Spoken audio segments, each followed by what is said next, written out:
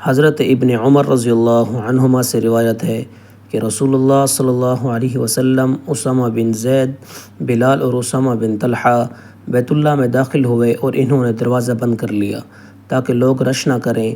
پھر جب رسول اللہ صلی اللہ علیہ وسلم نے دروازہ کھولا تو میں سب سے پہلے داخل ہوا۔ میں بلال رضی اللہ عنہ سے ملا۔ میں نے ان سے پوچھا کہ رسول اللہ صلی اللہ علیہ وسلم نے کعبے میں نماز پڑھی ہے؟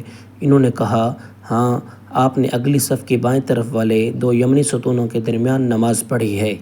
سنن نسائی حدیث نمبر 693۔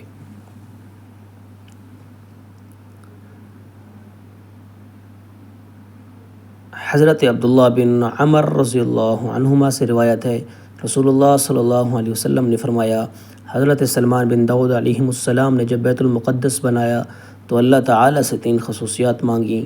ایسا فیصلہ جو اللہ تعالیٰ کے حکم کے موافق ہو، یہ مان لی گئی۔ ایسی حکومت جو ان کے بعد کسی کے لائق نہ ہو، یہ بھی مان لی گئی۔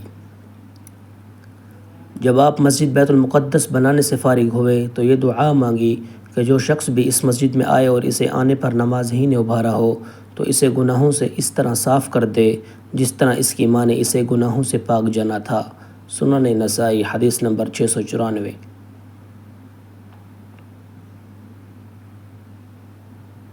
حضرت ابو ہریرہ رضی اللہ عنہ کے 2 شاگرد حضرت ابو سلمہ اور ابو عبداللہ اغر بیان کرتے ہیں کہ ہم نے حضرت ابو ہریرہ رضی اللہ عنہ کو یہ فرماتے ہوئے سنا کہ رسول اللہ صلی اللہ علیہ وسلم کی مسجد میں ایک نماز پڑھنا دوسری مساجد میں 1000 نماز پڑھنے سے افضل ہے، مگر مسجد حرام میں مسجد نبوی سے بھی افضل ہے، کیونکہ رسول اللہ صلی اللہ علیہ وسلم آخری نبی ہیں اور آپ کی مسجد آخری مسجد ہے۔ ابو سلمہ اور ابو عبداللہ نے کہا، اس میں ہمیں کوئی شک نہیں تھا کہ حضرت ابو ہریرہ رضی اللہ عنہ اللہ کے رسول صلی اللہ علیہ وسلم کی حدیث ہی بیان کر رہے ہیں۔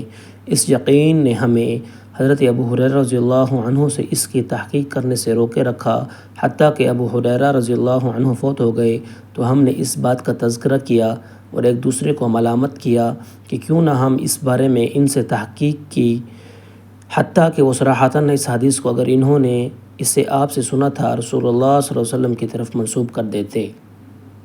ہماری یہی حالت تھی کہ ہمیں حضرت عبداللہ بن ابراہیم بن قارظ کے ساتھ مجلس کا اتفاق ہوا۔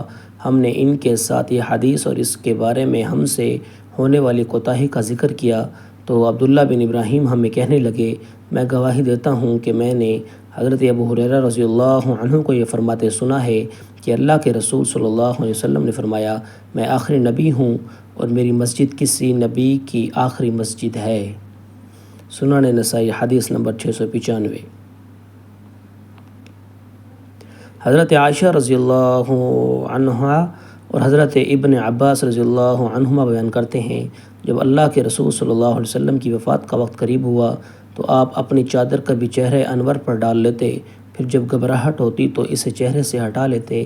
اسی حالت میں آپ نے فرمایا، اللہ کی لعنت ہو یہودیوں اور عیسائیوں پر جنہوں نے اپنے انبیاء کی قبروں کو مسجدیں بنا لیا۔ سنن نسائی حدیث نمبر 704۔